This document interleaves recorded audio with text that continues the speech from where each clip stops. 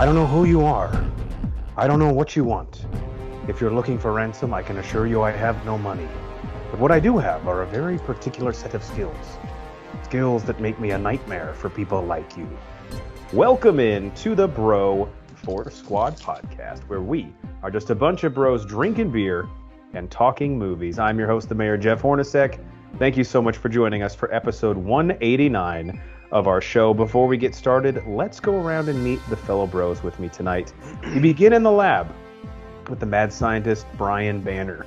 Banner, it's around 100 degrees all day long where I live. So as a scientist, do you have any technology in the lab outside of the standard AC unit that you use to keep yourself from melting to death that maybe I could require? A little bit of tequila mixed with some grape juice. What? I don't know. I was Is trying that to a do drink? something. I'm No, gonna try it's that not. next weekend though. I mean, would it be bad? Probably not. I don't know. I'm trying to even picture that. Because grape is something that, like, when you're in high school and you want to mask like the flavor of vodka or the burn of vodka, grape juice was always a good go by because it's a real Yeah. strong flavor. Oh yeah, it's very tart. I do like grape Yeah. juice. A little goes a long way though. What about a little white grape juice? Classy. Now we're just getting fancy. Okay, my bad. Come on. That voice you just heard is the American hero, Nate Thurman. Hi. Nate, we saw O-Town in concert this past weekend, and that's not a joke. So just tell the people. I'm so jealous. You should be. Great concert or greatest concert? Man, it really lived up to Well, actually, it exceeded my expectations. I won't lie. O-Town, LFO, Chris Kirkpatrick hosting, and Ryan Cabrera. I mean, it was a later millennial ladies' wet dream, and as our wives can attest to, they had a blast. O-Town puts on a fucking show. They sing Man. what do we say, 40% their stuff, 60% just other songs that they know people want to hear. I'm glad you brought that up. That was really, yeah. They would mix their stuff in, but they knew where they were at in life, and so they would mix in like a little cover, some Usher or something, and throw that in. It was like, all right, we're bumping. We can party to this. I like They it. did some Lil Nas X. They was did good. Lose Yourself, remember? By Yes. Eminem. It's Also, pretty a few drinks were had, so I remember some of it. I don't remember some of it, but I mean, I think that's the stamp of a good time. And Brian, you'll love this. Before they left the stage, they hadn't played their one hit song, All or Nothing. So they Yeah. acted like they were going to leave, and then they turned around and came back out, and they were like, "Gotcha, bitch."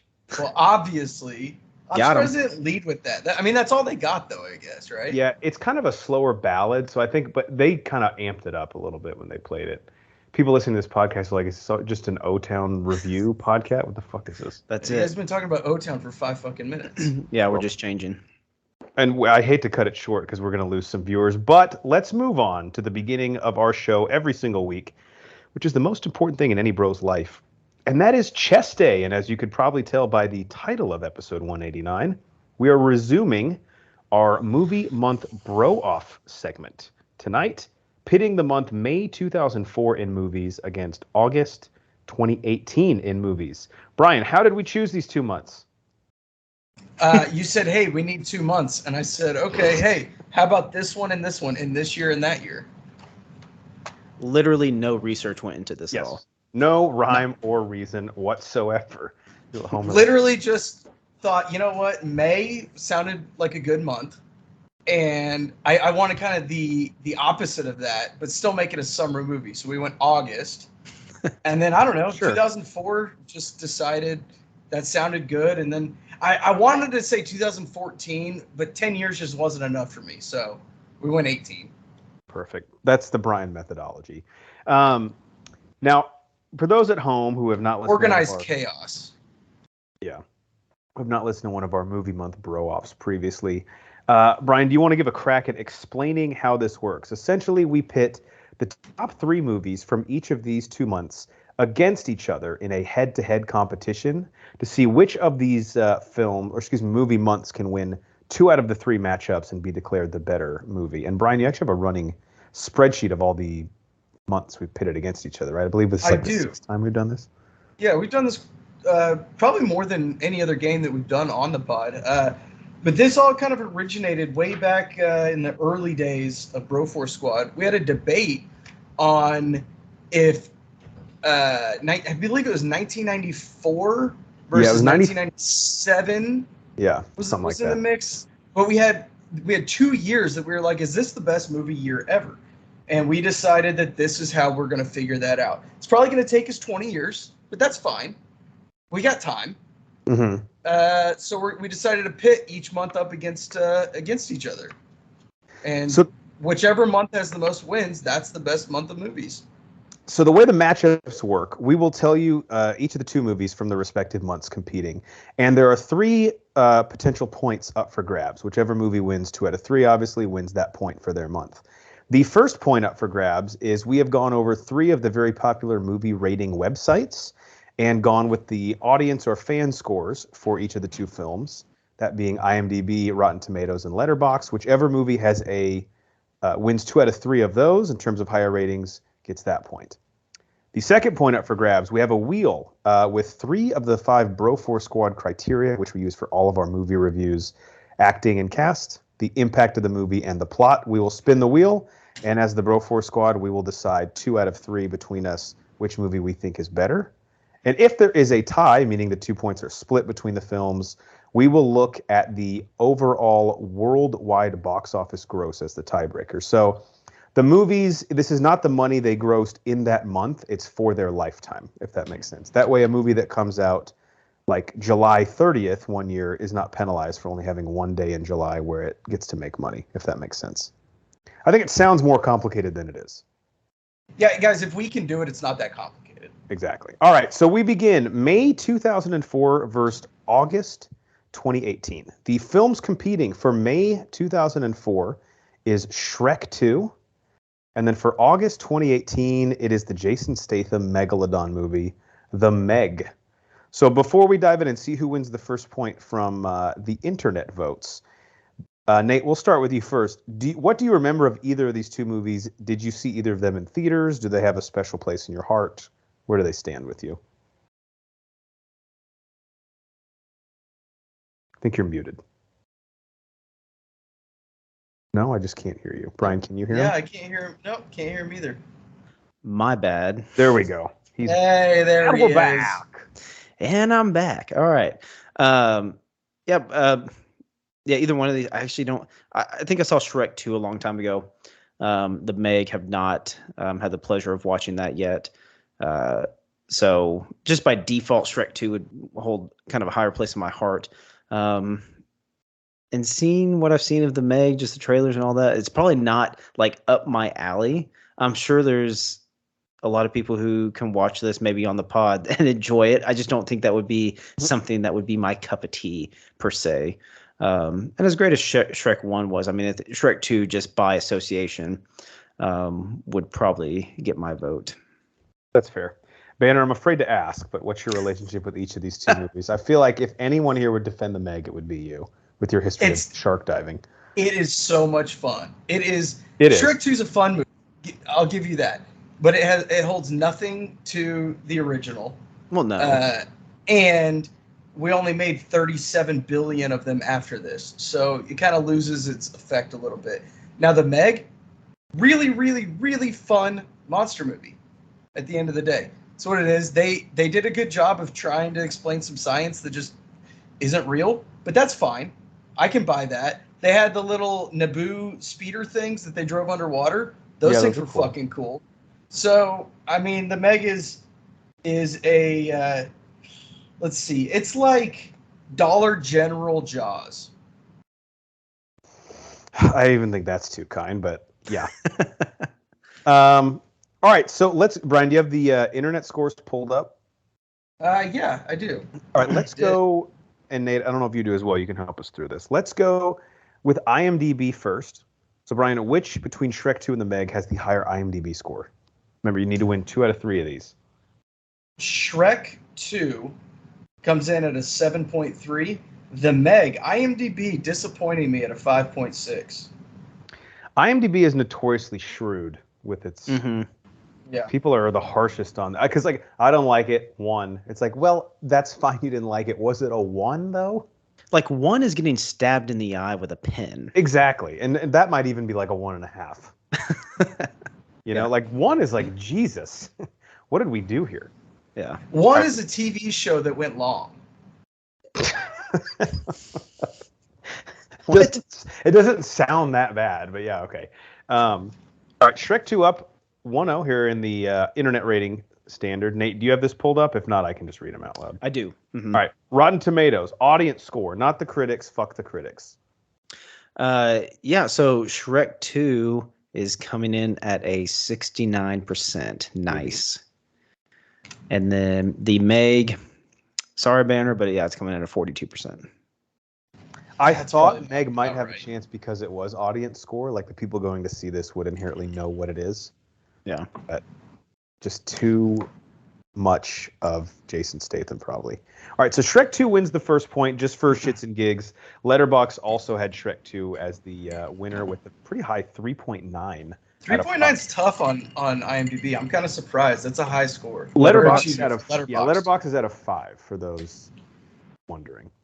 All right, the second category, since Shrek is up 1-0, is one of the 3 Bro4 Squad criteria. So I created a little spinny wheel deal. I'm going to spin it. We'll choose the cast, the impact, or the plot of the movie, and it has landed on, Jesus, this spins a long time. He just took an old Twister spin board that he had from back in college. Yeah, it's weird. It's weird playing this with our clothes on. It's a little different. Different times. The plots. So let me read the 2 IMDb synopses, and then each bro will vote which one they feel has the better plot. Let's start with May 2004's Shrek 2. The plot synopsis, according to IMDb, says Shrek and Fiona travel to the kingdom of Far, Far Away, where Fiona's parents are king and queen to celebrate their marriage. When they arrive, they find they are not as welcome as they thought they would be. That is Shrek 2. Going up against the very expeditiously worded Meg plot, or the Meg, excuse me, that says a group of scientists exploring the Mariana Trench encounter the largest marine predator that has ever existed, the Megalodon. All right, Brian, who gets your point for story and plot between Shrek 2 and the Meg? So, Shrek 2, we have a natural transition from the first one. We have established characters. We have a storyline of them, kind of their courtship. They've decided to pick each other. What's the next step? We got to meet our parents. So it's kind of a natural transition, just kind of a plain Jane, here's the next step. The Meg tries something.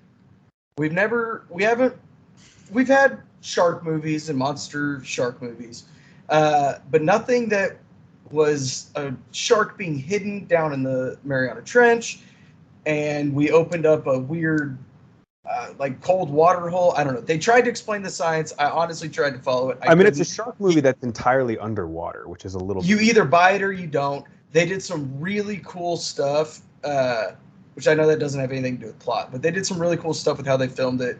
Like you said, the entire thing happens underwater. I just think that they took a bigger risk, and so I'm going to give it to the Meg. All right, Nate, what say you? Who had the better plot, Shrek 2 or the Meg? This may come as a surprise, but just going off of the criteria of what we're going off of, which is the plot, looking at Shrek and the plot, the plot's pretty vanilla. Do I think Shrek 2 is the better film just overall? Probably. But for Shrek 2, any of their other counterparts, where does the joy or where does the great part of the movies come from? That's the comedy, that's the lines, that's how it's delivered, that's the voice actors they have. That can be kind of outside the plot. The plot can kind of be shit, and if they deliver the lines well, the voice actors are great, the jokes are good, it can still be great. But just in and of itself, the plot for the Meg, I'm kind of digging that. Like I said, I haven't seen it, so maybe it's good that you're getting kind of an outsider's viewpoint from this. But the Marianas Trench, man, I love that. Mysterious. I like the ocean. Maybe less known. I know the saying is it's less known than space, so that's kind of cool. Yeah. I'm glad you haven't seen it, because it's like if I picked up each DVD in the bargain bin and read you the back, like which one would you be more inclined to Be like, yeah, check this 100%. out. And that's what I'm going off of right now. And they're searching for the Megalodon. That sounds pretty badass. Haven't seen it. Don't know if I ever will see it. But just for plot alone, the Meg gets the nod from me. All right. Who was on our The Meg commentary, Brian? That was you, me, and was it just us? I think Cycly was there, right? Sounds right. I know it was awesome. I don't remember it, but I know it was awesome. Go check that out. All right. So the Meg ties it up by automatically winning the plot point here. I'm with Nate, though, man. I like the first Shrek, but just reading the synopsis of the second one, which I vaguely remember, this is boring. Oh, Fiona's parents don't like Shrek. You could have guessed that. Yeah. Yeah, I mean, that's not a fucking movie. That's real life, bro. Now, and like Nate said, you just put the phrase Mariana Trench in there, and I'm like, go on. Largest marine predator that's ever existed? Okay, well, let's go. That's just good marketing right there. Yeah, the plot to Shrek 2 sounds boring as fuck. And I know they introduced Puss in Boots, who became like, and John Cleese is the voice of the king, Julie Andrews, like great voice cast. But unfortunately for Shrek 2, the spinny wheel of fate did not land on cast. Yeah, that is a very good point that Horns brings up. Like, if it would landed on cast, this could have gone a completely different way. Yeah. That's life. You know? I mean, what's the Meg have? Jason Statham? And Rainn Wilson? I mean, I love Rainn Wilson, but I don't know if he would get my vote for that. So Rainn Wilson is like the Steve Jobs in this movie. It has Ruby Rose, so that's not good. Yeah, I mean, Shrek would have dominated in cast, but again, that's not what it landed on. Nope. Sorry. All right, the tiebreaker is the worldwide box office gross, as Shrek and the Meg are tied. Shrek winning the internet vote, the Meg winning the Broforce Squad vote. Unfortunately for the Meg, this one is not going to be close, guys. All-time worldwide box office gross. Shrek 2 comes in at $928.7 million, nearly grossed $1 billion in its lifetime. And even with the international market, the Megalodon did, I think, 60%, maybe even 70% of its, when I looked this up, total gross overseas. The Megalodon comes in at 530.2. So roughly 400 million less than Shrek 2, which is wild.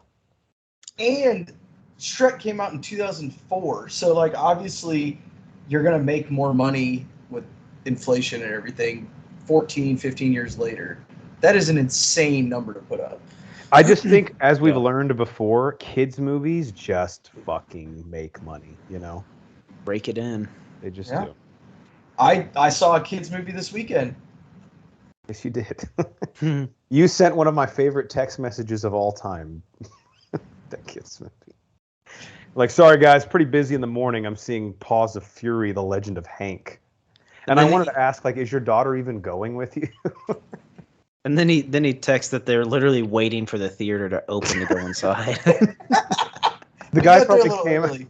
That's so. We're excited. Can I get some popcorn? Maybe throw some breakfast sausage in there? I don't know. We're not animals. Jesus. Sounds pretty good. Yeah, I'll get popcorn. Can you put syrup on that, please? No butter. Gross. All right, so May 2004 is up 1-0.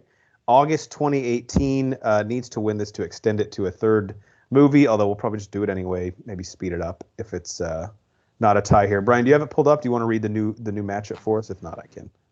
Yeah, one of them is going to be Day After Tomorrow. Is that correct? Yes. May 2014?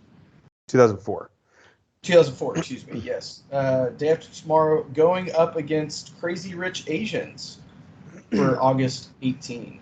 Ooh, very very beloved Crazy Rich Asians. This is one thing I love about this game. Two movies that would never be talked about in tandem together. The Day After Tomorrow and Crazy Rich Asians. Here it comes. Now Bigger folks. All right, Nate, not to put you on the spot, but the IMDb ratings. Who wins between the Roland Emmerich End of the World movie? Wow, shocker, he made one of those. Day After Tomorrow, or the comedic fan favorite Crazy Rich Asians? What did the internet like more? This one was pretty close. So the Day After Tomorrow came in on IMDb at 6.4. Crazy Rich Asians, we get another 69, 6.9. Nice. Giggity. Coming in just above The Day After Tomorrow. 6.9 on IMDb. Again, if you're sniffing a 7, that's very impressive. It's pretty solid. Yeah, it's a pretty solid one for them. All right, Crazy Rich. Sorry, Brian. I was just gonna say for a disaster movie, a 6.4 is pretty good too. Yes, I agree. I feel like with movies like disaster movies, they typically would do better with IMDb and the Rotten Tomatoes audience score. Letterboxd is a bit more of like your IMDb. I think is just harsh, but Letterboxd is more like the film connoisseur, if you will. Yeah. So they tend to really penalize movies like this. Brian, how did the Rotten Tomatoes audiences vote between these two movies? Not as close as IMDb. We've got Crazy Rich Asians coming in at a 76, and Day After Tomorrow coming in at a 50. I thought Day After Tomorrow would be a little higher than that. I think the problem with it is it's very long. If I remember, it is a long movie. 40 minutes. Yeah. All right, so Crazy Rich Asians wins the internet vote. Not that it does matter because it's been decided, but Crazy Rich Asians on Letterboxd has a very impressive 3.5 out of 5 stars, and Day After Tomorrow has an aggregate 2.8 out of 5, which is a little bit higher than I actually would have thought for Letterboxd. So. Yeah. All right, Crazy Rich Asians up 1-0. What is the Broforce Squad criteria we will be deciding between? I spun the wheel about 10 minutes ago, and it landed once again on plot. Oh, boy. All right. Ooh. Roland Emmerich is shaking in his boots. He's like, fuck, the story? All right, Nate, we'll go to you first. The IMDb plot synopses for the May 2004's Day After Tomorrow says, Jack Hall, Jesus, great name, paleoclimatologist. Rough first 3 words of the plot for The Day After Tomorrow. Jack Hall, paleoclimatologist, must make a daring trek from Washington, D.C. to New York City to reach his son, trapped in the crosshairs of a sudden international storm which plunges the planet into a new ice age. That's The Day After Tomorrow. Going up against Crazy Rich Asians from August 2018, whose plot, according to IMDb, is this contemporary romantic comedy based on a global bestseller, follows native New Yorker Rachel Chu to Singapore to meet her boyfriend's family. Nate, which of those plots seems more interesting to you? Man, I'm surprising myself all over the place with this because just looking at Day After Tomorrow, Horns, kind of like you said, it's a rough start from the plot synopsis. Haven't seen Day After Tomorrow. Honestly, when I was looking at some notes earlier, I thought I got this confused with Edge of Tomorrow, which it's not. Oh, which I love. I know. Completely different movie. Yes, it is. But there's a lot. Paleoclimatologist. Fuck that. Don't want to go with it. And then sudden international storm. I don't even know what I guess you could technically have like an international storm that's like a hurricane that goes like across like the Caribbean into the United States. But there's just a lot to keep up with and a lot to digest, and I don't like where it's going. It tries to put too much in there. I don't. And like then it's going. Crazy Rich Asians, which I have seen and honestly wasn't that big of a fan of. But if we're just looking at the plot, I kind of like the plot. This would intrigue me. It's a contemporary romantic comedy based on a global bestseller. And I know you can get some other bestsellers out there that turn into movies and like are pretty enjoyable. I'll say it. I enjoyed The Notebook. It wasn't a comedy, but it came from a Nicholas Sparks. The Notebook. Yeah, Nicholas Sparks novel. So with this, like just looking at the plot, this would be like something that I would be interested in. I did watch it because I was interested. Didn't care for it. But just the plot alone, too much going on for A Day After Tomorrow. Crazy Rich Asians gets the nod. All right. Up 1-0 in plot. I'll go second here. First off, on the IMDb page for each of these movies, it's playing the trailer at the top. And god damn it, this is making me want to watch The Day After Tomorrow. Just some of the visuals here. Brian, correct me if I'm wrong. Is this the movie with the really bad CGI wolves? Maybe. That I think play like a much bigger part in the movie than they should. It looks like it has bad CGI stuff in it just in general. And it looks like Roland Emmerich doesn't know because he's fucking pumping this thing full of it. He's like, no, it's fine. Just keep going. Banner. I hate to make your point moot, but I'm with Banner here. I mean, when I read the plot to Day After Tomorrow, it sounds stupid and funny, but I feel like I've seen that movie 10 times already. And the Crazy Rich Asians, I love a good rom-com. It takes us to a part of the world we haven't seen before, sort of the fish out of water. The title to me is really creative and clever.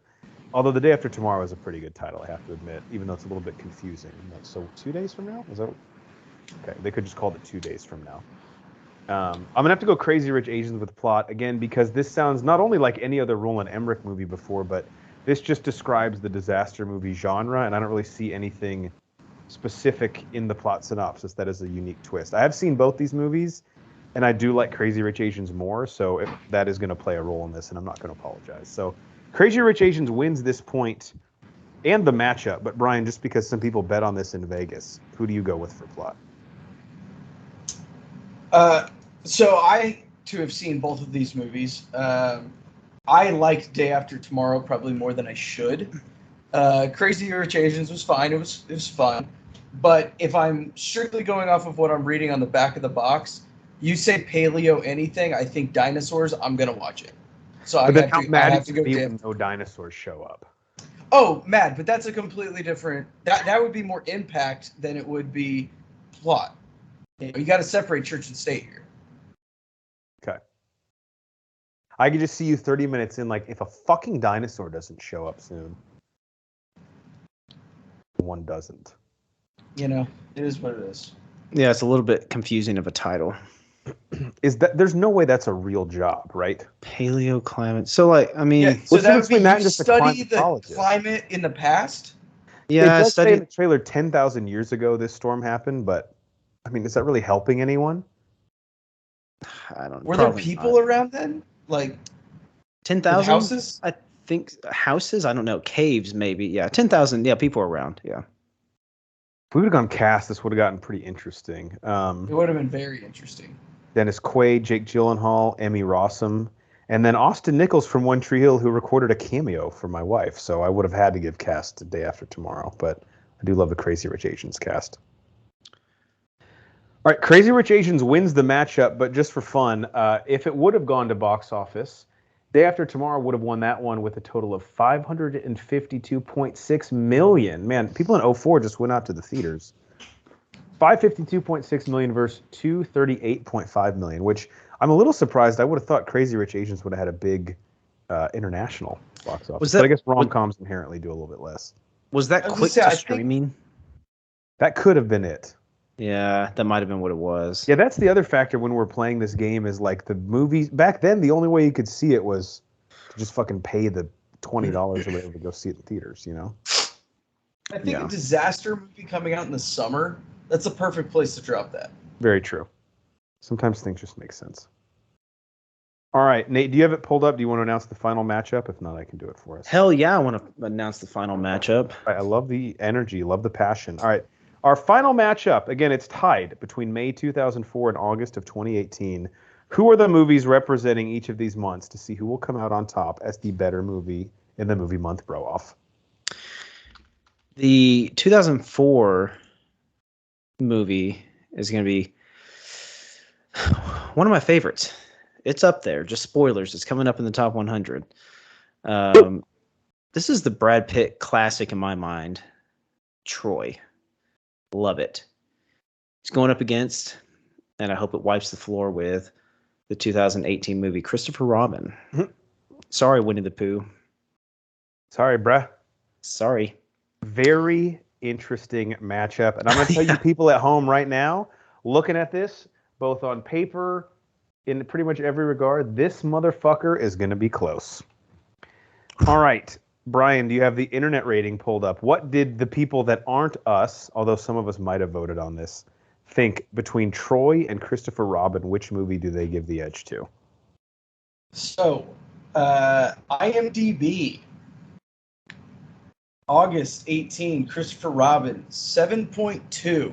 Very good score. That's a great IMDb score. Great catch. But you know what? Troy from May of 04 had a 7.3. Wow. Go out and vote, guys. Every vote counts. That's what I hear. Yeah, I mean, I think Troy stole this vote, but you know. I No. within the past 2 hours, I created like 1,000 IMDb accounts and just went and voted. So I called out of work today. They understood. I've got a thing. I need some time off. Nate, how did the Rotten Tomatoes audiences vote here? It's kind of disappointing for me. I've already voiced my opinion on this, but Troy came in at a 73 Rotten Tomatoes. Not terrible. Not terrible. Christopher Robin came in at an 83, so beat Troy out.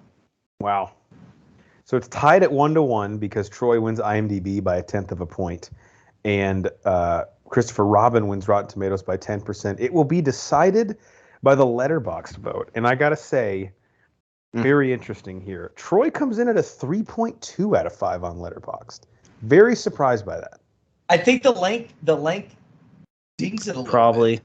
And it's one of that's the only thing I can think of that would drop that to that number. Like, long movies can turn me off sometimes, but there's something about Troy. I can just watch that over and over again. It's so good. Yeah. Just the performances are captivating. And 100%.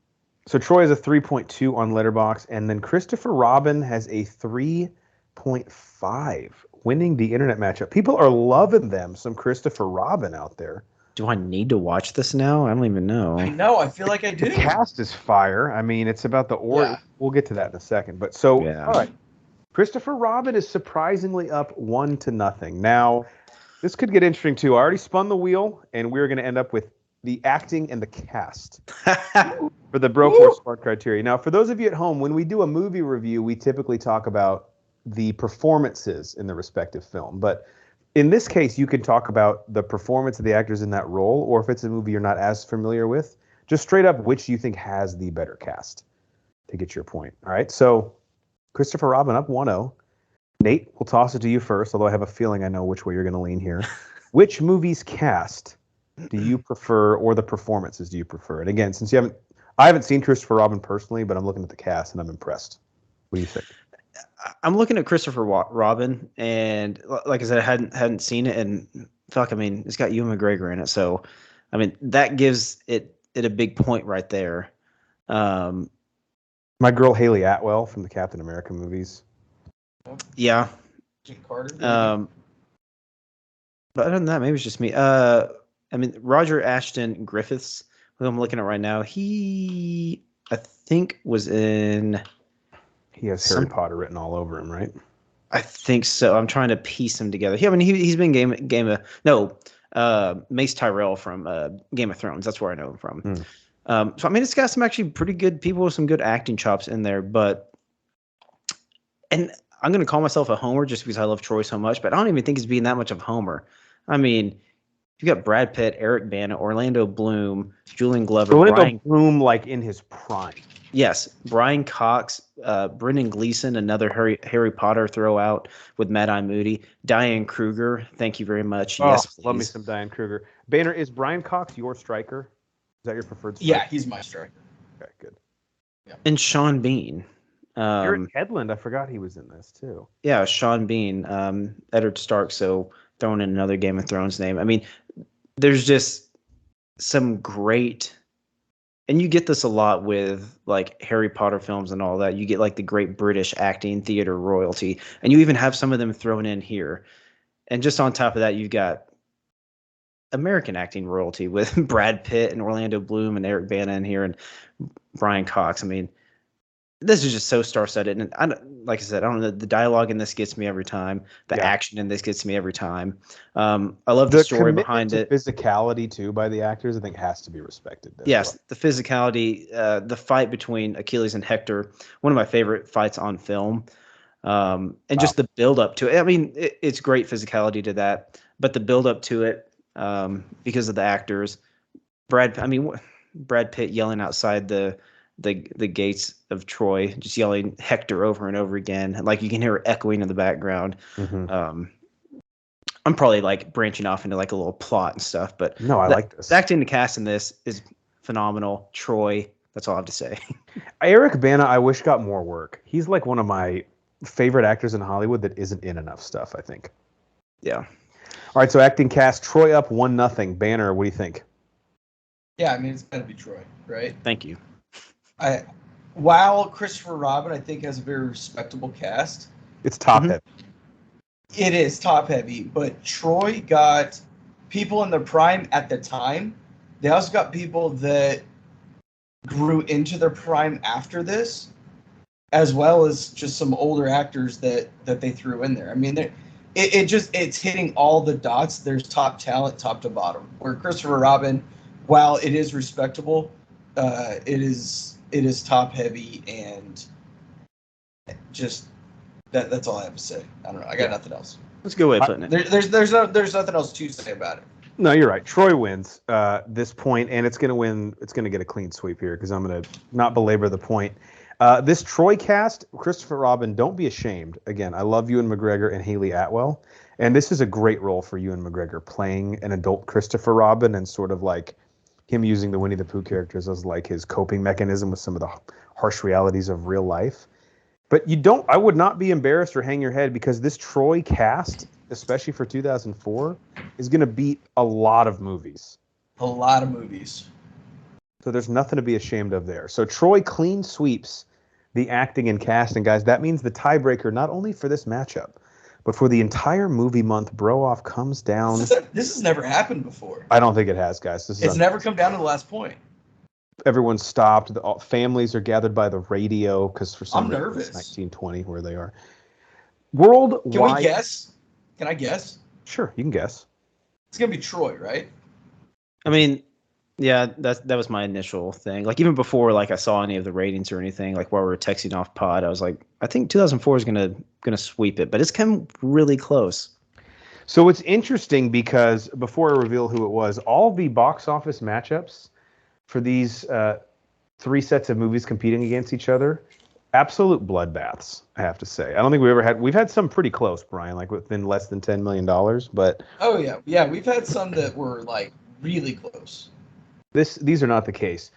I won't drag out the dramatics. Troy wins in a landslide. $497.4 million to Christopher Robin's worldwide box office gross of $197.7. So basically a $300 million victory for Troy here. Now, I think we just need to say here, Christopher Robin, that is still respectable for when you came out in the middle of a pandemic, and in I think the it was age just of before, streaming. right? August 2018. Yeah. Oh fuck, I'm an idiot. No, you're not. But it's not the type of movie that's gonna like. It's not really a Winnie the Pooh movie. Like it's an interesting like demo that it's trying to target. It's Winnie the Pooh adjacent, live action, sort of geared towards adults. I'm a fucking idiot. Makes you feel any better? We've all said way stupider stuff. Oh, 100%. On the pod. Oh, that's cute if you think that's my most embarrassing thing I've ever said. No, we're not saying that's your most embarrassing thing. We've said stupid stuff. Yeah. It's different. All right, so Brian, no, you're still a fucking moron. You're being too hard. We're not arguing that fact. So August 2018 beats May 2004 by a score of 2-1. May 2004, Shrek 2 beat the Meg, but then it lost the other two matchups with Crazy Rich Asians. No, it's not right. What? Wait, I think you said that backwards. Troy is May 04. Oh, you're right. I'm sorry. Yeah. Wow, I just totally took the pressure off Brian for There you go. Yeah. thinking You're the like, "Hey, pandemic Brian, was I in got this one." 2018. See, Brian, we're such good friends. I was like, well, I'll embarrass myself now, and then everyone. Thank you. That's just people helping people, right? Thank you for correcting me. All right. You totally just what was it? La La Land and Moonlighted it? Oh yeah. Oh yeah. Holy shit! What a movie. See, and now you tie it back into movies. It's fucking brilliant. See, you totally And redeemed yourself. totally. Just when I think you can't get any stupider. The people at home are like, well, why don't you just fucking edit this part out so I don't have to listen to it? But that's what makes us guys. Oh, please. We're This humans. is raw. And spoiler alert, this isn't my fucking day job. So, all right, the true matchups. May 2004 versus August 18. May 2004 won the first one with Shrek 2 beating the Meg. August 2018 won the second matchup with Crazy Rich Asians beating The Day After Tomorrow. And then the final matchup went to May 2004 with Troy beating Christopher Robin, going down to the third criteria, which was the box office. Before we move on to the second part of our show, Brian, anything surprise you here? Or was it just interesting to go back and revisit any of these movies? Any of these you'd never even heard of? Anything interesting about this matchup to you? No, this is actually probably the first time that we've done this where I am pretty confident in my knowledge of all 6 movies. Yeah. I've seen 4 of these 6 movies. I think I've seen the 2 5 that or 6, yeah, the 2 that I haven't seen, I'm very familiar with. So this was a fun one. I don't think this is our closest matchup, I think. It's got to be, yeah. Nate, how about you? This is the first one of these I think you've got to participate in. What were your thoughts on how it all played out?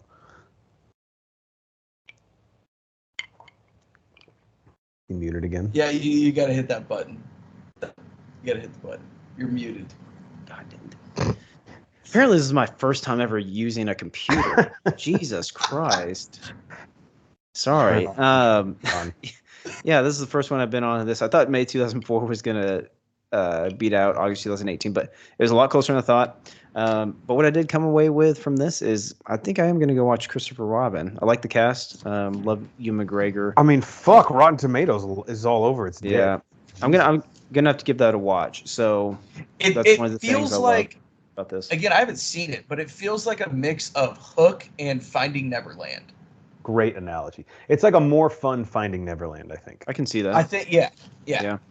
I really want to take an edible gummy and watch Day After Tomorrow, is what I want to do. It's cute. You think I'm not putting that on here in about 45 minutes? Solid. Yeah, because you know that piece of shit. I guarantee you that's streaming on like Tubi or what's the IMDb? Freebie now? Oh, I would bet my left nut it's on one of those too. Yeah, Freebie's got some decent stuff on Freebie. Look, don't sleep on Freebie. I don't know who they have nudes of, but yeah, they got some good movies. All right, congrats to August 2018. Moving on to the second part of our show, which is our protein shake, where we go around and talk about what is in our cup, also known as what have we watched lately. Now, I've watched a shit ton of shit, but we have reinvented the protein shake concept. So I'm only going to talk about 4 things today, and everything else, and there's 8 other things, if you want to know about, you're going to have to go to bro4squad.com and read the squad blog that I will be publishing. I haven't figured out the title of it, but it's basically going to be other shit that I watched, and I will give you my thoughts on them. Sounds like a good title right there. Other shit that I do. That is good. All right. Copyright, patent pending. Someone's going to steal this. Damn it. God damn it. I watched 4 things. Maybe you guys are roughly around there. Let's just do a little round robin, shall we? And Nate, I think you and I at least share 3 of these, probably, actually. 4. You've seen everything I've seen. Oh, that's okay. Person? Just I at get what different you're saying. times. Yeah. Well, I usually watch things when Nate recommends them. I think I only saw one of these. No, actually, I saw 2 of them before you. Well, I saw one of yours because of your one of mine because of your recommendations. So. And maybe I overstated it, but maybe I didn't. We'll get into that here. Am I going first? Sure. You first? Yeah, okay. I don't have too much. I actually did have. I'll just kind of chime in on one of yours. I just have like 2 main things, and we have crossover. But I'll start off with one, and I'll kind of preface with this.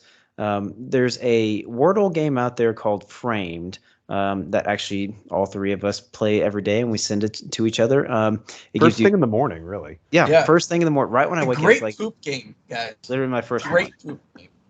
And I'm sure a lot of people out there know about it, but it gives you 6 frames, 1 by 1 of a movie. Progressively, they get easier, so the first one's going to be the hardest, and you have to guess what movie it is. And this is a movie I watched because this popped up on one of them recently in the past week. Hadn't seen it, knew it was good, but just had never gotten around to it. But The Usual Suspects.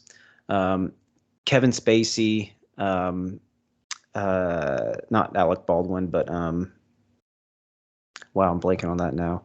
One of the other Baldwin brothers. Billy? Yeah, I think it was Billy, actually. Daniel? And then Steven. also Steven. Stephen Baldwin. Billy Baldwin. Del I should Toro. probably have the IMDb pulled up, but I was just going to wing it.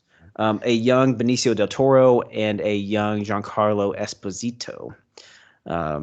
Really great. I think I said Kevin Spacey at the beginning, but Kevin Spacey plays creepy as fuck really well, and he does it well in this one too. I won't say what the twist is. Yeah, because I haven't seen this and I really need to. I this know. came out a long time ago in the mid '90s or something like that. Really great. Really enjoyed it. I think I would have really enjoyed it if I would have watched it like 15 years ago. It's just weird now watching some of the older movies, specifically going back and watching some 90s movies. You'll see like tropes or certain things that you've seen before or you're accustomed to now that if you would have watched it back in the day, you wouldn't have caught on to. I think me and Miss Thurman kind of caught on to a twist a little earlier than they anticipated, which isn't bad. Still thought it was a great movie. Still thought it unraveled well. Thought it was played out well. The acting was great in it. Like I said, Kevin Spacey plays creepy as shit really well. Maybe for a good reason because he's kind of creepy as shit. Yeah, because he is a creepy fuck. But it was also cool going back and diving back into an older movie, seeing some people that I know now in different roles. But when they were younger, also honestly, took me like 4 scenes to realize that it was Giancarlo Esposito. Now seeing him in Better Call Saul, The Boys, Breaking Bad, the Boys. I'm halfway through, yeah, and Mandalorian now. So he's really come about, but saw him at a younger age. But thought it was really great. Kind of a crime movie. You could kind of compare it to Seven. The plot's different, but like kind of the feel's the same. Another Kevin Spacey creepy movie. But yeah, really good. I enjoyed it. So a few things I want to point out. I embarrassingly have not seen this film. It's been on my need to watch list for a while. But first off, the internet fucking loves this. 8.5 out of 10 on IMDb, and then an 88% audience score on Rotten Tomatoes. Directed by Brian. I don't know if you knew this. Bryan Singer of X-Men fame, who I believe has been canceled for some pedophilia allegations, but we didn't know it at the time. And then it's written by Christopher McQuarrie, who has done basically all of the good Mission Impossibles. So not 2. Didn't do 2. He did Rogue Nation, Fallout. Then he's doing the new one, Dead Reckoning Part 1 and 2. It's a solid one. Also in the cast, Chaz Palminteri, which you might not recognize the name, but if you saw his picture, you would. He's an incredible character actor. He's in a lot of Modern Family. He shows up as Jay's best friend a lot. He just has a lot of gravitas and really good screen presence. Anytime he shows up in something, it's really fun. And is this on Prime? That's what it looks like Google says, but you can never tell. Sometimes you have to rent it on Prime when it shows. Yes. Yeah, wherever I think it was Prime. That's right. But yeah, I definitely watched this one for free. All right, I'm all over this. Yep, go watch it. Brian, your turn.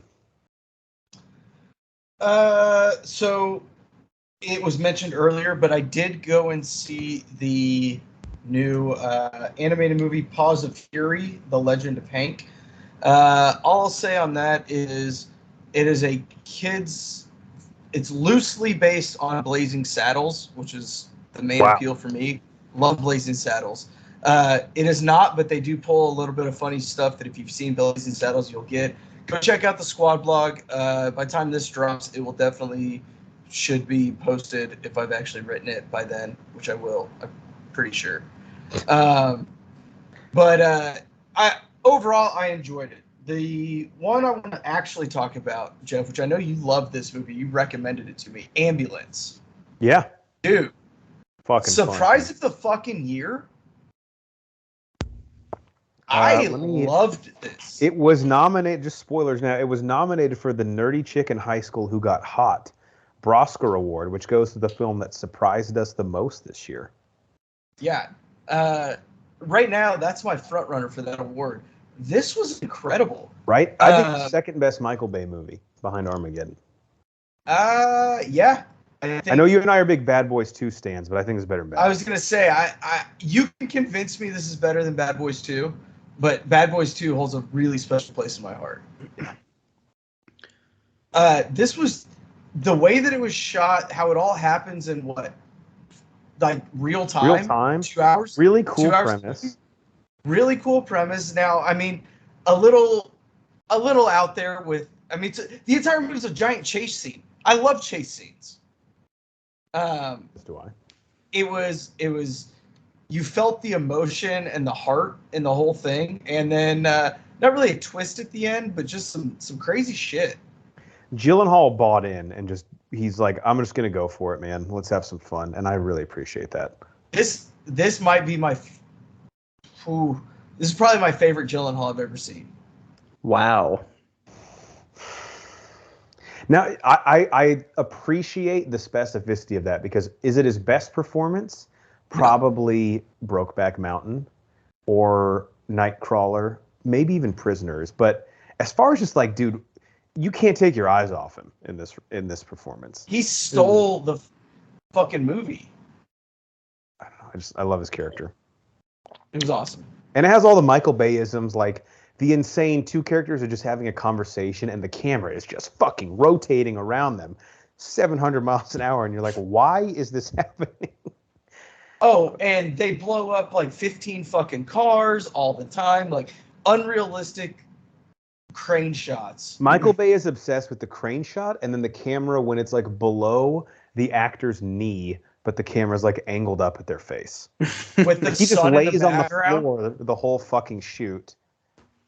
How many You get the sun in the background, like you can feel the the lens heat. flare? Yeah, he gets an erection from that. Yeah. I'm glad you like. Did you say he gets an erection from that? Absolutely, he does. Yeah. Well, duh. I came in kind of halfway through this one and realized you weren't still talking about Pause. It was not. But Ambulance. Yeah, this movie's not what I thought. I need to see this one. I know Horns talked about it a while back, saying he really liked it, so I need to put this one on the list. And I'm going to get into this right now as I say what I watch next. But 2022 has been a really weird year for me, and maybe my letterbox will dictate otherwise. But I feel like I have either really fucking loved a movie that I've seen, or it has been almost unwatchable. Like, I feel like I've given more 1 and 4-star ratings on Letterboxd than I ever have before. So maybe this is the year of polarization. On the good end of that, on the recommendation of Nate Thurmond, I saw the good version of Adam Sandler, again on a Netflix movie called Hustle. Yep. Which I know Nate saw. Brian, have you seen this yet? I have not. I wanted to the other night, but I realized I was too drunk and I wasn't going to pay attention. So I downloaded this for my flight on the way to my honeymoon actually a few weeks ago. Didn't get to watch it till the way back. Oh my God, so fucking good. When Adam Sandler tries, the dude is something special. And I'm a huge basketball fan. He plays a scout who's kind of been kicked around by the organization that he works for, and he wants to be a coach, and he was promised he would be a coach, but some things happen, which I won't spoil, that sort of changes that plan. And he finds this player, played by actual NBA role player Juancho Hernan-Gomez, who I have to say was phenomenal. I thought he did great. Quit basketball and just act, dude, because you are. I've seen the guy play basketball, and you're a better actor. But I love the premise of it, man. It hits a lot of the sports cliches. Specifically, Nate, there's a training scene that almost feels like they're trying to make fun of training scenes in movies when he's in his car. Yeah.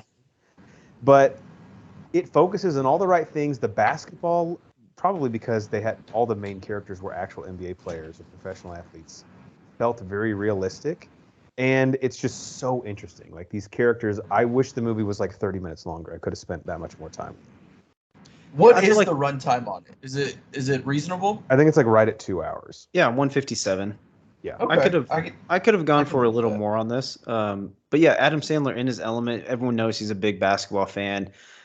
There's always videos of him like at LA Fitness, like hooping it up with some guys and everything. Dude, he's like supposedly like a legendary LA Fitness hooper. Yeah. So like, this is obviously like kind of like a passion project for him, and I'm glad with his Netflix 6-movie deal, he finally got away from the shit from the ridiculous 6 that he was doing, and finally locked down and actually did a decent movie. I don't know. Murder Mystery was a lot of fun, guys. He's made don't even pretend. Uncut Gems. It wasn't. Uncut Gems. This, and I liked Murder Mystery, but it's not even in the same echelon as Hustle and Uncut. No, and there's a little corniness to it. Maybe that's a bad way of putting it, but like his discovery of him, and like that kind of stuff. But I think you kind of need that in a feel-good sports movie like this. But I think it all played out well. and yeah, I think the acting was actually really great in it. It kept me involved. Had the fun cameos in it. I mean, you have a ton of those. Some of the basketball players playing other players. Dude, Like, Anthony Edwards is really good in this. He plays yeah, the Anthony antagonist. Edwards, Mo Wagner's in it, plays another guy that he's scouting in Germany. But then you also have like, Boban. yeah, some other people show up who play themselves. And then, I mean, you also then you have Ben Foster and anything Ben Foster Ben is, Foster. and I'm gonna love. So Rotten Tomatoes audience score 93% for Hustle. Wow. that's high. Pretty impressive. Wow. Not mad at it though. No. All right, let me knock one other one out because I don't have much to say about it. I wish I did. I saw Thor: Love and Thunder in theaters, and I enjoyed it. I like Taika Waititi. I might even say I love Taika Waititi. I just think that we've milked everything out of the Thor franchise, and I say that saying like this movie, there was still something there. The Jane Foster arc, I love. I love Christian Bale as Gore the God Butcher, but those two characters, unfortunately, feel like they're in a totally different movie from Thor. And Taika Waititi, I think, just needs to be real. He has incredible comedic sensibilities, but he can't control himself when it comes to this character, and it is to the detriment, I think, of the narrative a lot of times. And this is not specific to Thor: Love and Thunder because I did enjoy it. I think I gave it a 3, maybe 3.5 out of 5 on Letterboxd. But we're supposed to get an announcement this week as this drops. It hasn't happened yet, but at San Diego Comic-Con about where Phase 4 and the rest of the Marvel Cinematic Universe is going. And Nate and Brian, I'll let you each speak on this because after seeing this movie, I'm concerned we have no fucking plan here. We're just doing whatever the fuck we want. Yeah, I'm not sure what direction they're going to be going in this, but I kind of agree with all the sentiments you said on this. Man, the Jane story was great. That was really cool, really heartfelt. Christian Bale was great, and I think I was texting off pod. Christian Bale would have made a great fucking Voldemort from seeing him in this film. Really, yeah. Jeez, like I got he goes for it, man. Huge Voldemort vibes from some of like his just like cheeky evilness. And he's menacing kids in this, which would have fit perfectly. 100%. And I think that's kind of what played into me feeling that way. But yeah, overall, it was just it was okay. It wasn't in the upper echelon of Marvel films. The very ending where they kind of have like I wouldn't say a throwaway comment, but kind of what it feels like explain to like, oh, this is why we named the movie Thor Love and Thunder. Like they kind of say it at the end. Yeah. That was kind of neat. Kind of tie in there. But yeah, it was decent. It had a lot of good points to it, but it just didn't all tie together with a lot of the dialogue and the jokes that they're trying to hit and things like that. Brian, I don't know if you've seen it yet. I will say my third favorite Thor movie, but it's close to the original. Ragnarok's my favorite. It's close to the 2011 Thor. I have not seen it yet, but you made the comment, Jeff, of you're afraid that we don't know what we're doing with Phase 4. I think that they're using these films as a cash cow. We're all still going. Well, I'm not because I'm a 4-year-old and I have to see Paws of Fury, Legend of Hank instead. But they're using the movies as this cash cow to fund the shows, and I think that they have a lot of compelling characters at their disposal now that they can really develop and do right in a show setting with Disney Plus, but you have to fund that somehow. And I think they're using the cash cow of the Avengers and Thor and all of these things to fund that. Yeah, it does not feel, we're getting spread really thin. There's a lot of properties going on right now. Mm-hmm. Too much. There's too much. I don't want to say I'm worried yet, but I'm just like, I need some clarity. I need to know and if they announce that Secret Wars is happening this weekend, then I'm fucking back. But until then. All right, Nate, what else? Actually didn't have this on my list, but I think you're going to talk about it. So I'll save that for a second. Well, dang it, the last two things I was going to talk about, you probably have on your list. Let's just go ahead and jump in. Let's do it. Watch Don't Make Me Go. What was that on? That was on Amazon Prime. Prime again. John Yeah. Cho. There's a lot to this one. There is a lot to this. So if people haven't seen it, let me read the plot synopsis. Yeah, go ahead. Google will scroll down. A terminally ill man and his teenage daughter embark on a road trip from California to New Orleans for his 20th college reunion. While there, he secretly hopes she can reunite with the mother who left them long ago. Dramedy, but I would say 75% drama. Is that what you would say? Maybe a little more. Yeah. Yeah, probably pretty accurate. 70-30, 75-25, something like that.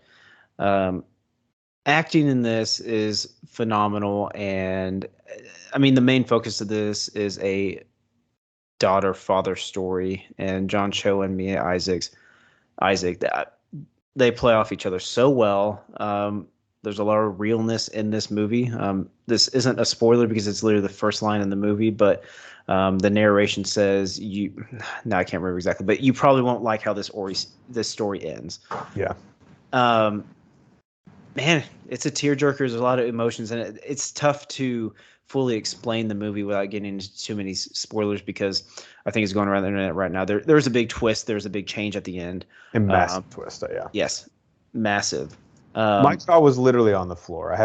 It cracked my top 100, I think, partly because of how earned and real the character beats feel. Partly because I told you guys I haven't been this blindsided by the ending of a movie since the original Saw in theaters.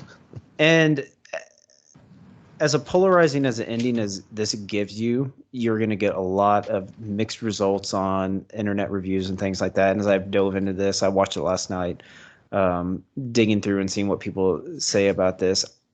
I've got to say it was shocking. Really like it, surprisingly. It was really shocking, but I think what happened was used as a great plot device. And I understand it's a weird narrative that it goes down like the last 15 minutes. But I mean, it actually works. It's sad. It's depressing.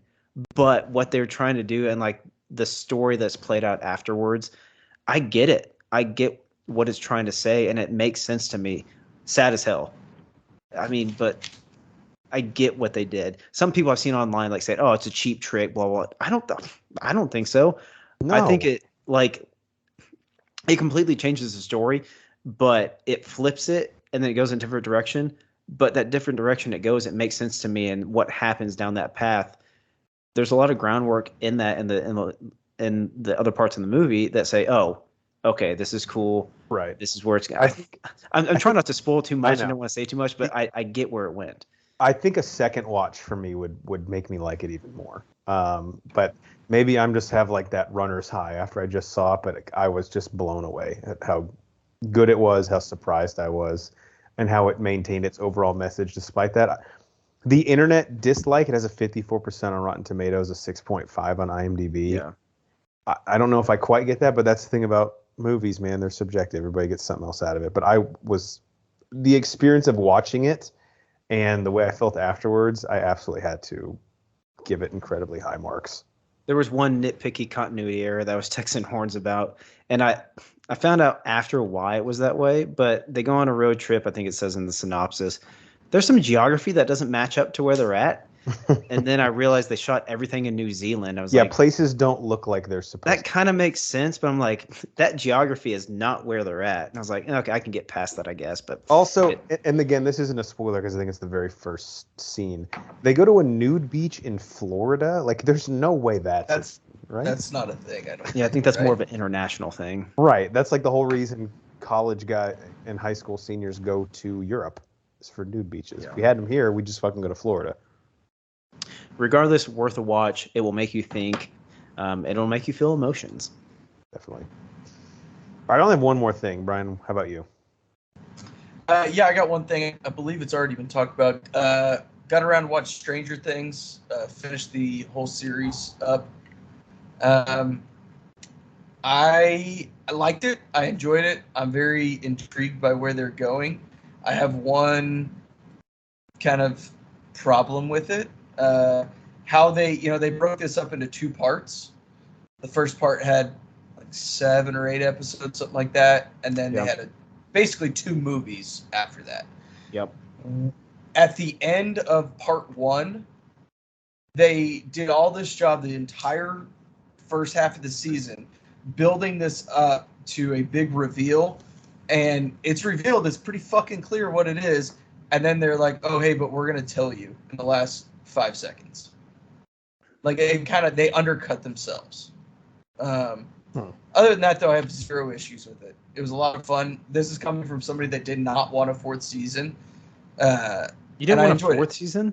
I did not. I wanted it to end. Like, I was fine with it ending with Hop dying and them kind of all leaving Hawkins and going their own ways. I didn't want it, and I'll eat my words. This 4th season was pretty fucking good. I don't want a 5th, and I actually didn't have this on my protein shake because I couldn't remember if I talked about this on pod or not. I know I text Cycly about it off pod, but I'm glad you watched this, and I have an opportunity to kind of chime in here. I don't want a 5th season. Now, with that being said, the way they ended it, we have to have a 5th season. Yeah. But I really wish they would have found a way to wrap this up.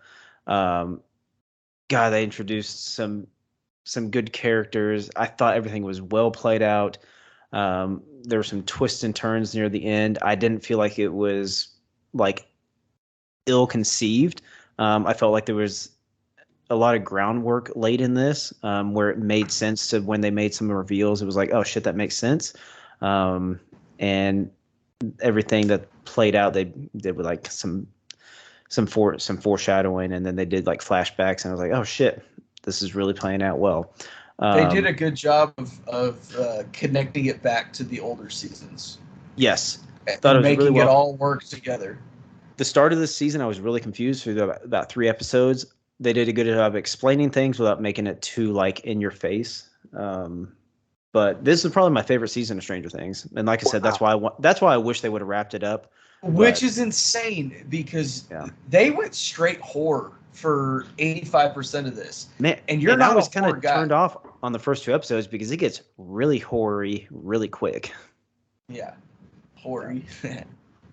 But I see what Nate's saying. I'm probably the only person on pod, maybe Geiger doesn't, but who doesn't watch Stranger Things. But the fear of, I mean, we all have been bitten by Game of Thrones and a few other shows, but it's like, damn, if you only could have ended on this high note, now what are we going to do in season 5? It's going to be tough to come back from, but we'll see. I'm sure I have faith in the Duffer Brothers. Yeah, until they've given us a reason not to, right? Yeah. Yeah. Everyone else out? I only have one more thing. Yeah, I think the last thing you're going to talk about maybe something I've watched. It is. Yes, I watched Spiderhead on Netflix, the Netflix original movie. I know Nate has seen this, starring Chris Hemsworth and Miles Teller. Actually, really small cast, probably as a result of sort of the premise of the movie. If you're not aware, this Chris Hemsworth also executive produced this. Joseph Kosinski, who did Top Gun Maverick, directed it as well. It is not as good as Top Gun Maverick, though. The premise is Chris Hemsworth is like he's like the very eccentric kind of CEO of a pharmaceutical company, and he has this facility called Spiderhead on a small island called Spiderhead Island, where inmates who are serving sentences of a substantial amount of time, if they get approved, they're allowed to go there. And I don't know, Nate, is it a reduction of their sentence if they go, or just a better like living condition? I want to say it's a reduction of sentence, if I remember correctly. Okay. So they go and essentially serve as test subjects for the different pharmaceuticals that he's working. And the movie starts with, he's like almost done with these tests, and the drugs that he's testing on them essentially like alter moods and can basically make you either incredibly affectionate or incredibly angry, or one of them is called Laphadil, and it just makes you, it's basically like laughing gas that you a little corny on the names. Right. And it's based on a short story. It's hard to say really much more without giving away spoilers, but yeah, I thought some of the performances were interesting. You know, I actually did not really like Hemsworth's performance the more that it went on. It's weird, and it sucks because I really like Extraction, which is him doing an American accent in that as well. But his American accent is kind of weird to me. I don't It's know like high why. pitched, kind of. Yeah, Ends every sentence with like this really weird. It's almost like he's on helium. yeah, and I'm not a good guy like picking up on like accents or anything, but for some reason his like always comes across weird when he does American. I'm like I can't tell if it's bad or not, or if it just hits my ear weird. I don't know. It was a little bit distracting. Miles Teller, he gives a pretty solid performance, but it's kind of up or down, man. Like it has some high highs, He's and I don't want still to say Miles Teller. right. I don't want to say he has low lows, but there's like some scenes, man. Like he's given a lot of emotional work to do, and he really pulls it off. And then other scenes, I'm just like, I don't know, man. Was this like reshoots, and you were just like not really feeling it this day?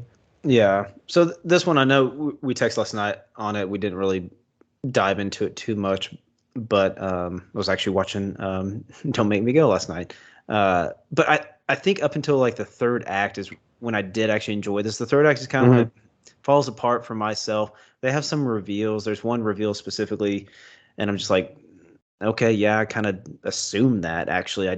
That's not much of I a feel thing. like instead of feeling like it could have just wrapped up the narrative and had the audience be happy, it has to drop like one too many reveals that we're not really, like Journey Smollett's character. What ends up happening with her, I think, is just totally unnecessary. Yeah, 100%. And In they have fact, like take her character out of the movie, and I don't even think it would affect anything really. no, probably not. But I mean, I know Banner does not like Miles Teller. I'm a decently big Miles Teller fan. Fucking like him at all. I know. But yeah, there was kind of a weird reveal that wasn't a reveal. He might be worse than Brie Larson. God, I know. I gotta Banner, stop there. Jesus Christ. Just wrong about Brie Larson, like you just are. And then whenever it kind of gets to the point to where they're saying like, oh, why this is happening or why they're doing this, there's not too much of a explanation, and it kind of leaves you hanging like what's the bigger And motive that's to here? me the thing I was most interested in. Yeah. Which maybe Like, that's on me. But. You understand what the drug is doing. You understand why you understand what the drug is doing. I'll just leave it at that. But like, there's no like bigger backstory to it. Not trying to like turn people off from watching this. I think it's worth a watch. But yeah, it just kind of left me lacking in the third act. Like up until that point, thought it was good. Liked where it was leading. But yeah, it just kind of fell short at the end. Yeah, the things that I wanted it to, and maybe again, this film is subjective, but the things that I really wanted it to focus on in the third act that it had been setting up, it kind of was like, yeah, but look at this really shiny thing I have in my hand, and I was like, well, kind of a good no, way. It's a good way of putting it. Yeah, and again, the performance is interesting, but not phenomenal, I will say. Yeah, mediocre movie. Definitely, I don't regret watching it, but I'm not gonna No. like die on the hill of Spiderhead. Agreed. All right, you guys are all out, right? Yep. All right, that brings us to the final part of our show. Our Do You Even Lift, Bruh? Segment. Now, that parrot who is being stepped on is the intro for Do You Even Lift, Bruh? And these past few weeks, I believe ever since episode, I don't know, like 160, we have been counting down each of the bros' top 100 movies of all time. You can find these lists updated in a running Google sheet at the top of our website, broforcesquad.com. It will also be in the description of this video. Nate, how would you describe these top 100 lists? It's not your AFI's list. It's not your Metacritic list. How would you tell someone that these are put together? Yeah, these are very unique just to each, even amongst the pod, just each bro himself. They're going to be vastly different. We're great friends. We hang out all the time, but these movie lists are going to be all over the place just amongst the pod. So, I mean, some of these may have a special meaning because of when you watched it, what age you were, the emotions you made you feel at that point in time. These are going to be all over the place. But the important thing is that these are our unique lists. They were a blast putting together. And each one of these has a special place in our hearts for some special reason. I know Horns has done this with friends and family too, and I've talked to coworkers about it as well. And they've started kind of piecing together in their head. I don't know if they put pen to paper yet, but they've been like, "Oh shit, like top 10, like wonder what mine would be." And you get like hung up on it, but it's a super fun exercise, just for anyone to do. and since we started, this is going to be a lifelong thing now. So something I'm going to be doing until I die. It's fun. Yeah. Make your own list at home because this is so special and unique to the individual. For example, someone in this pod has Jumanji Welcome to the Jungle on their list. And It's another a person fun movie. I had a blast. Okay. another Sue person me. has The Great Dictator from 1940 on their list. Charlie Chaplin classic. There you go. So that just shows you it's all about you, man. It's your personal list. It has to be special to you. All right, Brian, I don't know. This is actually surprising when I looked at it because you've been on a ton of episodes, but you were actually the furthest behind on your top 100 list. Yeah, Again, I've done some reviews and some commentaries, but I haven't been on an episode in a while. So. Yeah. This is updated on our website, but Brian is up to his number 72 movie of all time. So, Brian, why don't you do like 4 or 5, however many you want to do. Your 73 favorite movie of all time was The New Mutants. So what is one ahead of that on your list? Harry Potter and the Half-Blood Prince. The second Harry Potter movie, I believe, on here, right? I believe so. Yeah, this for one, I think this was the movie where all these kid actors actually realized that, hey, wait a minute, we're kind of good at what we do. And I don't want to say that they started to try, but they really became actors, in my opinion, at that point. I love the Half-Blood Prince story of Harry Potter. And this one I actually saw in theaters opening weekend by myself. I was in kind of a weird spot in my life, and this was a great way for me to just forget about reality for a couple of minutes. And it really did a lot for my mental state at that point in time. So it's a good movie, but it also holds that kind of space in my heart. Yeah, anytime you can remember like the specifics around how you watched a movie, it has a good chance of being in this list, I feel like. Yeah. All right. Yeah. I'll just chime in for a second because big Harry Potter guy over here, but this one is yet to come on my list. So if that tells you anything, how much I like it. Great one in the installment. So more to come on that one. And in these films that end up on multiple lists, we'll have to go through, and Banner is better at Google Sheets than me, but we'll have to give out some specific awards and see if there's any movie that there probably will be in the top 20, but that all 5 of us have. Yeah, that'd be cool to look at. We can also do an average of those movies and see which one is the most popular among the bros. Which movie the pod thinks is the best of all time. I like that. Nice. All right, Banner, what's your number 71 movie of all time? 71, Blow, Johnny Depp classic. Oh, yeah. It's so good. I have this like weird affection for drug dealer movies that are based on real people. Like, I love them. I think part of it is because I've always secretly wanted to be a drug dealer. I'm just too much of a pussy to like actually break the law. So, but this movie is one that I just remember being at my best friend's house, Robert, and we would watch this movie on repeat all the fucking time. Loved this movie. Great Iconic acting, movie great poster, story, too. Iconic movie poster. And it's all, like, for the most part, everything in that movie is true, what he did. Like, just watching these people live these crazy lives. It was insane. It was what I wanted to do, but, obviously that's kind of fucked up. I think, not that it's a difficult list to crack, yes, offense, but Penelope Cruz's best role. Yeah. Oh, yeah. And big time Rick Ray Liotta. It's that's her best role in any Johnny Depp movie too, because she was in that shitty Pirates one with him. She's decent in Vanilla Sky, but this is the creme de la creme. That's good. Yeah, that's going to stay in my head for a while, so that's probably one I'm going to be revisiting within the next week. But it's on Netflix. That's a good one. Ooh, solid. Yeah, I'm definitely going to watch that. Rotten Tomatoes only has this at a 55%. What the fuck's wrong with you guys? Biopic. 55%? Yeah, it's got a 7.5 on IMDb, though, and an 88% on Google. So I don't know. Rotten Tomatoes. It's all over the place. Yeah. It's insane. All right, Banner, what's number 70? Number 70, check out our review of this one, Son of Batman. Love Son of Uh, Batman. Glad it made your list. Animated. Yes. Yes. Animated. I think this is the best written animated story I've ever seen.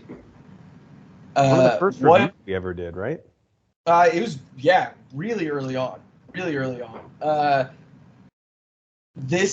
What this does, setting up Damian Wayne for the rest of the DC animated universe and that kind of started with Flashpoint Paradox. This is that root, that seed, and it's phenomenal. Obviously, I think the animation style is great too, and I love the fact that this could be a live action PG-13 rated R movie, but they animated it, and it just makes it feel so much more like a comic book that it's inherently better. Speaking of Giancarlo Esposito, he voices Ra's al Ghul, who I Ra's al believe in Ghul. this movie is frustratingly referred to as Race. He Raish. is Ra's al Ghul. Al Yeah. Ghul. This movie, Damian Wayne was never interesting to me as a character. I just felt like he was sort of like added to the Wayne family to make some more stories and connect the League of Shadows to Batman some more. And this movie completely changed that. I mean, the way that it expounds on him and Bruce's relationship, and not only his resentment of Bruce as his father, but him like a lot of people would use Bruce Wayne being their dad as a vehicle to get into wanting to crime fight or for clout or this way to get into the higher society of Gotham. Damian Wayne not only wants none of that, but he pretty much hates his dad the entire time. He absolutely hates his dad. Which is just an interesting dynamic because Bruce is so averse to fostering healthy relationships anyway that seeing Alfred try to help him navigate this kid who is incredibly powerful at 14 and also already hates him, it's just a really fun wrench to throw into the Bat family and really cool to see in this film. Yeah, and again, this is kind of like the Iron Man of the MCU or the DC animated universe. Yeah, definitely. This kind of started a lot of those stories moving forward. And then this is on HBO Max, where Yep. I don't want to say all of, but most of the DC animated.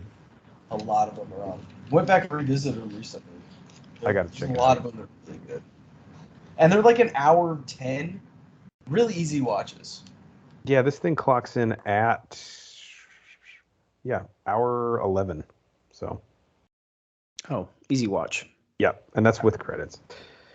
All right, Banner, number giggity 69. What do you got? Nice. We've We've had a lot of 69s on I this. know, it's been the We episode. have. Too bad this isn't episode 169. That would have been fucking perfect. Oh, The 1994 classic Lion King. I don't need to talk too much about this.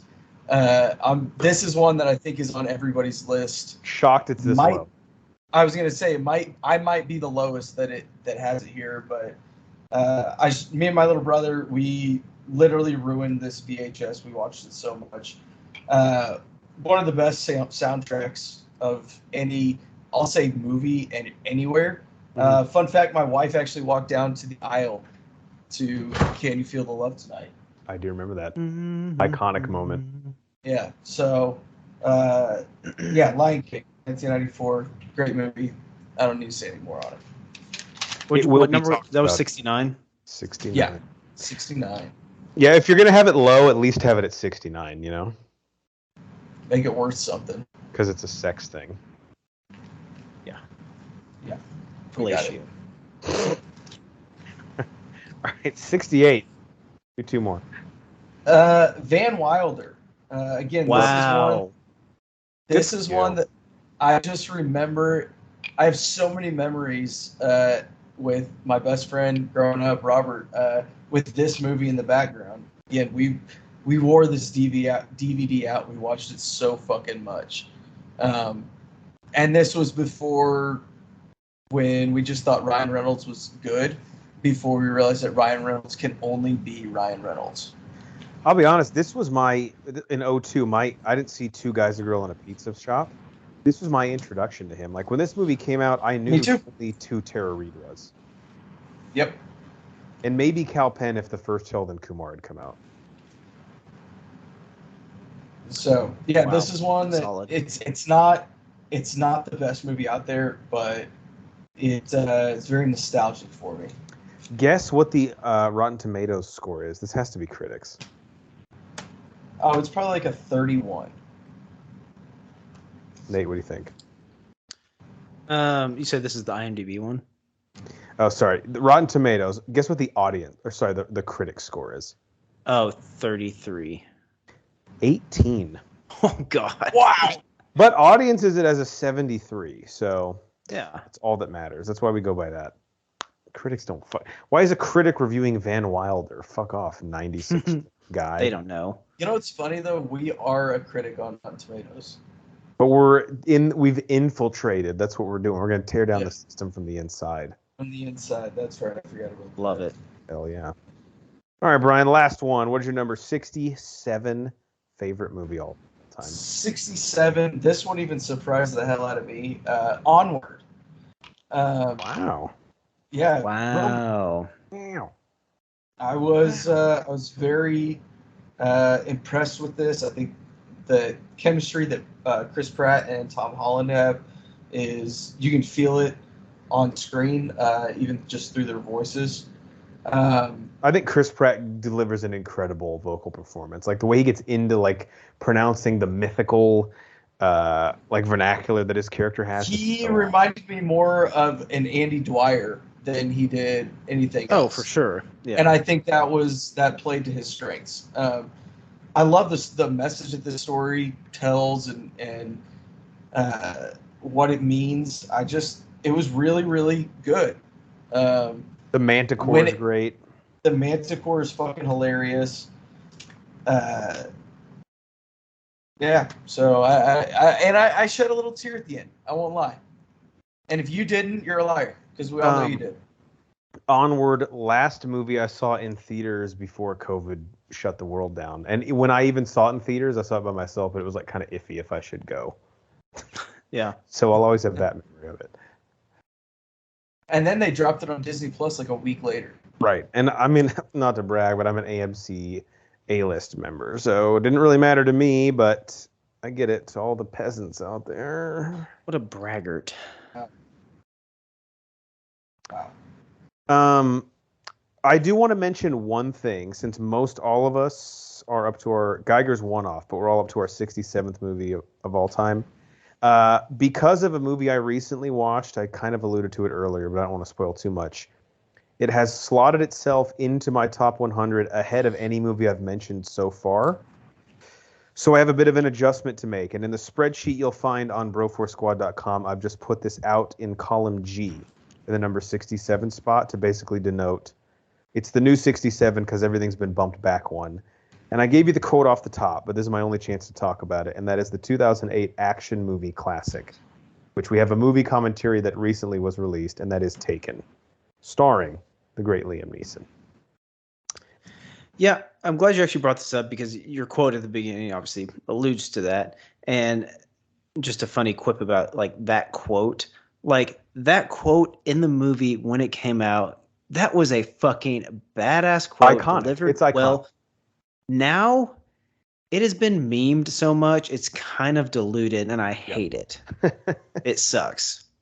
It's incredible. And to me, like now it's kind of paint by numbers because like you said, it did it to perfection. But Taken does two things for me. Number one, he had kind of started, but this made Liam Neeson the action star that he was for the later part of the aughts and today. And I know he's made fun of now, but at this time it was legitimized. And the way that he investigates his missing daughter to me is just so fucking fun. Like pieces it all together by just randomly landing in Paris with really nothing to work off of. And just him beating the shit out of a bunch of people who claim to be Marco from Tripolia for an hour, 40 minutes is incredible. Yeah. And if you listen to our movie commentary, Geiger and I were not big fans of the way Famke Janssen, a.k.a. his ex-wife Lenore, is really manipulating him. And when she needs him to go beat up and murder half of Europe, all of a sudden they're best friends again. Doesn't sit too well with us. Also, one thing I want to say... Secret? Yes, please. I've never seen Taken, any of them. Oh, you would love Taken. I know. There is a joke in the first Deadpool where he says, Taken 3? I mean, at a certain point, we just have to ask ourselves, is he a bad parent? and I laugh all the time at that joke, but his daughter is only taken in the first one. It's different people, and even him in one of the follow-ups who is taken. So just to defend the series that I love so much. It's a good one. It's a good one. So Taken is now my number 67, bumping everything back one. So previously it was Mission Impossible Fallout, but now Taken. That's what we call a bonus movie, folks. You're welcome. Because at the end of the day, Horns is going to give you 101 best movies. Free Not movie. just 100. Maybe It's a free more. movie, guys. Who knows? Yeah, that's true. Who knows how wild we'll get. Palm Springs was my 101. Now I feel bad, and now it's bumped to 102. Now it doesn't even really have a place at the table. Wow. Yeah. Luckily, it made my top 100, so it got a nod. Yeah, big Palm Springs head here. All right, before we let the people go for episode 189, let's give our closing words of wisdom. Nate, why don't you go first? We're going to leave the people with.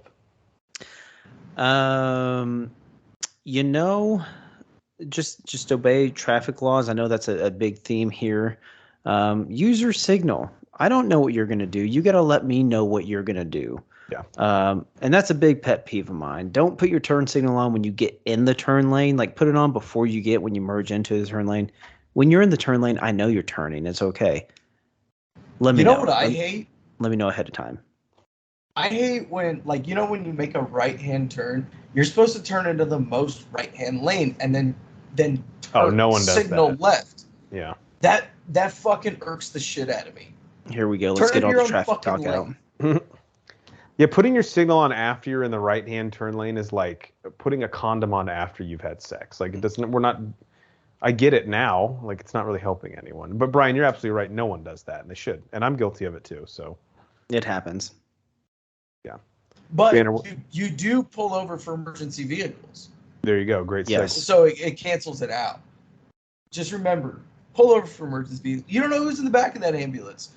Maybe it's your house. It that's shouldn't on matter fire. who the fuck is. Someone's in it. That's all that should matter. Yeah. I think if you listen to the Bro Force Squad podcast, you should get like half of your driver's ed course comped. You've got all the knowledge you need from us. You're Yeah, welcome. you don't need anything else. We can Right. teach you to parallel park from here. It's almost over. Here's how you parallel park. Park somewhere else. There you go. Nailed it. Next question. I'll leave you with something. After you're done driving and you go park at the Supercuts, don't do anything stupid when you get your hair cut. We're talking hair dyes. If they're trying to upsell you on any of the shampoos and shit, you can get the same exact thing at Walmart or Target, Yeah. or Can't something fall for it. for a third of the price. And yes, they do work off commission from those things. Why the fuck would they care so much if you bought any? Don't buy into it. It's all a pyramid scheme.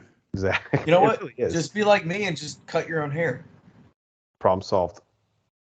Your hair Boom. grows very quick, by the way. Like, I'm a little bit concerned. I was going to say that because I was looking at Banner. I was like, last time I saw you, you had like a shaved head. And now it's like down to your dick. Yeah. Yeah, it goes quick, man. It was growing out so fast. I was like, wait, hold on. Last time I saw Banner, did he shave his head or his beard? I can't remember. The Beard's beard, getting up there. he hasn't been clean shaven, quote unquote, in a long time. No. I have clean shaven 3 times in my life. One time was birth to 17. Okay. So that was probably the longest stretch. Yeah, the longest stretch. I think right. my wife has only seen me clean shaven 1 time. I freak her out. Wow. Yeah. That's impressive. I guess that makes sense. All right, for the mad scientist, Brian Banner, the American hero, Nate Thurman, I'm the mayor, Jeff Hornacek, and we are the Bro Force Squad podcast. Thank you guys so much for listening to us. Here's where you can find us. You can follow us on Twitter and Instagram at Bro Force Squad. We're on Letterboxd, Apple Podcasts, Spotify, YouTube, anywhere you get your podcast from. If you type in Bro Force Squad as 3 separate words, and if you just want to make it easy on yourself, you can find all of that stuff on our website, broforcesquad.com. Till next time, we'll probably see you at the movies. I don't know what's coming out next week, but I'll probably be there. You're the guy with the popcorn. Can't miss me. Do the old Syrup hole on in the bottom trick. It's classic. Oldie but a goodie. Classic. Get a little butter dick.